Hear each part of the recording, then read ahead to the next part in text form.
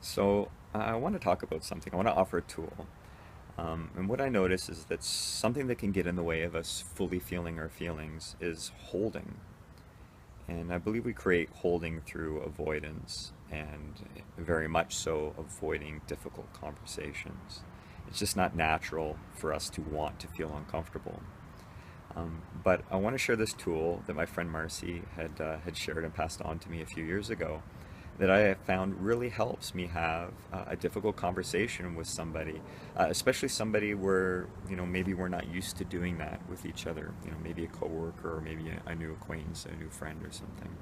So the way this works is this is a little bit of a framework. There's a few parts to it. The first part is we're going to speak our intention, and that's like, what we want to do.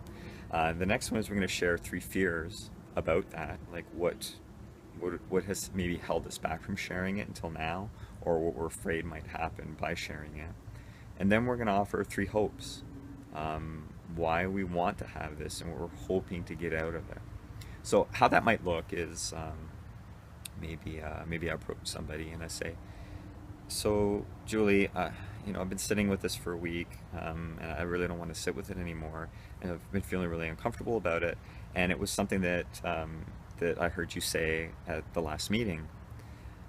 So I have some fears around this. So the first fear I have is that maybe you'll judge me as being like overly sensitive, and I don't want that.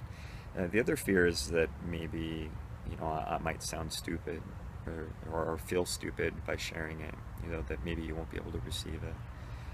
And then the last fear I have is of sort of driving you away or creating a disconnection by sharing this. What I'm hoping is that we'll both feel better by acknowledging this truth that's already here rather than avoiding it. And I'm hoping that you'll see that like I really care. I really care about our relationship. And the last hope is that it will bring us closer together by having this difficult conversation. So when you've done that, you're context setting. And what I feel how happens is if I'm the person who wants to share, it sort of helps me without sharing the thing. It sort of helps prepare me and ground me. Like, oh wow, I'm here. I'm going to do this. I'm going to have this conversation.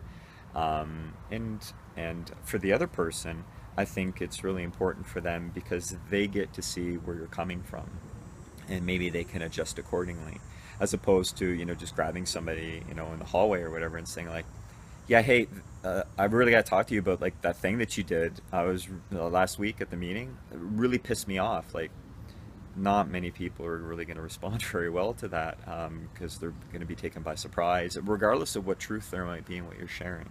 So I really find that this tool, these three fears and three hopes about having a difficult conversation, um, will help you have more difficult conversations, so that you're holding less, and so hopefully you can more fully feel your feelings, yeah, and have a more vibrancy and a depth and range of your emotional experience. Yeah, thank you.